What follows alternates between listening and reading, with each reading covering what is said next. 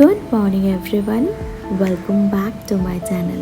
আজকে ঘুম থেকে উঠে দেখি অঝরে পড়ছে বৃষ্টি, আর এই বৃষ্টি ভেজা দিন দিয়ে শুরু করলাম আজকের দিনটা। দেখালাম কি জোরে পড়ছে বৃষ্টি, আর আজকে দুপুরে ভাতের সঙ্গে হবে ইলিশ মাছ। এতদিন পর ফাইনালি আমরা পুরেতে আজকে সন্ধানও পেয়েছি। আজকে গিয়ে আমার বর মানে ইলিশ মাছটা লিটারালি বাজিয়াপ্ত করেছে, এক পিসই ছিল। আহা, এতদিন পর আজকে খাবো। তো চলো চটপট করে একেবারে লাঞ্চটা বানিয়ে ফেলি। এইরকম একটা সিজনে যদি ইলিশ মাছ পাতে না পড়ে কেমন লাগবে বলুন তো।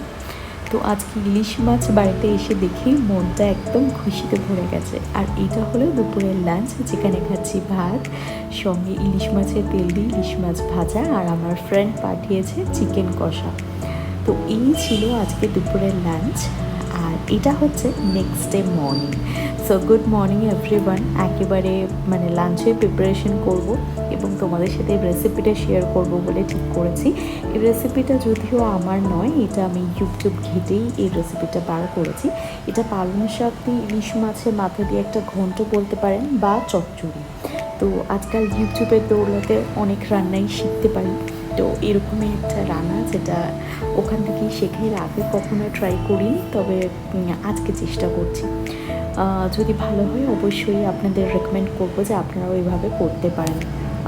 এই প্রথমেই মাছের মাথাগুলোকে এপিট ওপিট করে ভালো করে ভেজে নেব। অবশ্যই মাছের মাথার মধ্যে নুন আর হলুদ ভালো করে লাগিয়ে এপিট ওপিট করে ভেজে তুলে রাখতে হবে।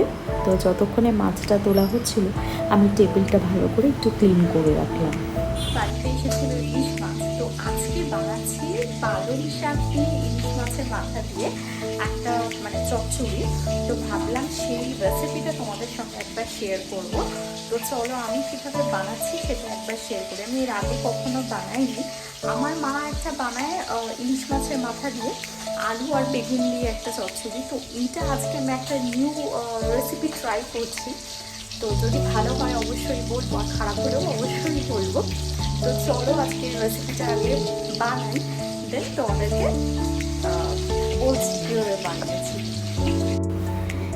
এই যে আপনাদের বললাম ইলিশ মাছের মাথাটা নুন আর হলুদ মাখিয়ে এপিট ওপিট করে ভালো করে ভেজে নিতে হবে।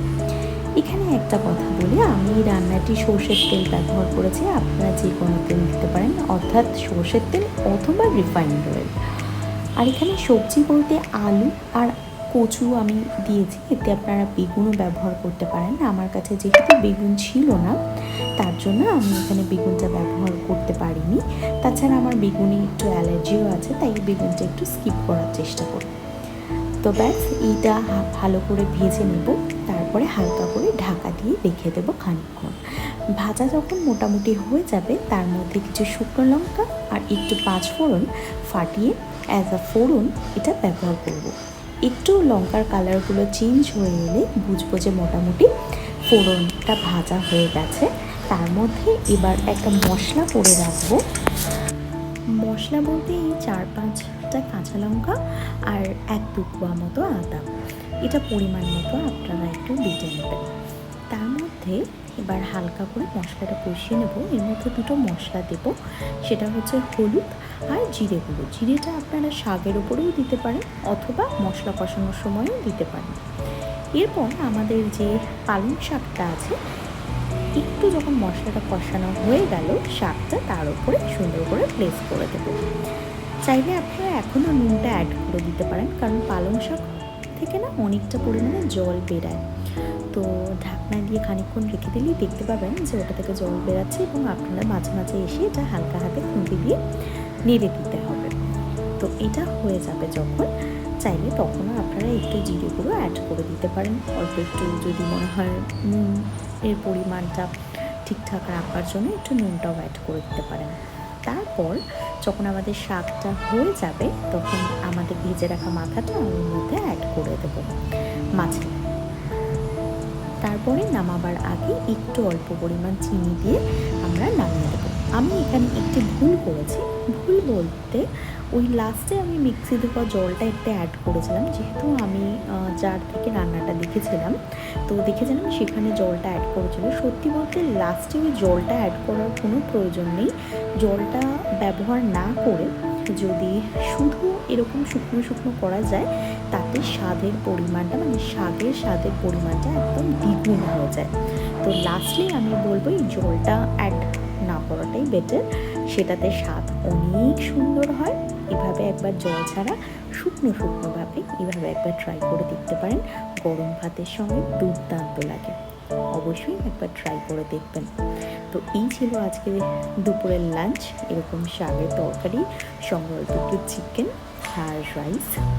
ব্যাস, দুপুরের ভাতটা একদম জমে গিয়েছিল। তো আমার রান্না মোটামুটি কমপ্লিট। এই লাস্ট একটু চিনি দিয়ে রেখে দিচ্ছি। ব্যাস, আমার রান্না কিন্তু একদম কমপ্লিট। এবার আপনাদের দেখাই বাইরে কীরকম বৃষ্টি এসেছে। এই বৃষ্টি তো এসেছে, তার মধ্যে আজ প্রচুর জামা কাপড় ওয়াশ করেছি, তো সেগুলো রীতিমতো মেলে দিয়েছি। একবার দেখাই বাইরেটা কীরকম বৃষ্টি এসেছে। আবার দুপুরের লাঞ্চটা করে দেখি কি আবার এত জোরে বৃষ্টি এসেছে। আর ইচ্ছা ছিল আজকে একটু পার্লারে যাব, কিন্তু যা জোরে এসেছে বৃষ্টি, তাই ভাবছি যে বৃষ্টি থামলেই একটু তাড়াতাড়ি করে যেতে হবে। পাশেই পার্লার, ওখানেই যাব। তো আজকে গেছিলাম হাবিবে, তো ওখান থেকে কিছু সার্ভিস নেবার ছিল, ওই একটু আইব্রো করালাম, আর আজকে একটু হেয়ার কাটও করিয়েছি। তো ব্যাস, আজকের মতো ব্লগ এতটাই। আবার দেখা হবে আপনাদের সাথে নতুন কোনো ইন্টারেস্টিং ব্লগ নিয়ে। ততক্ষণের জন্য সবাই খুব ভালো থাকবেন, সুস্থ থাকবেন, আর নিজেদের যত্ন নেবেন।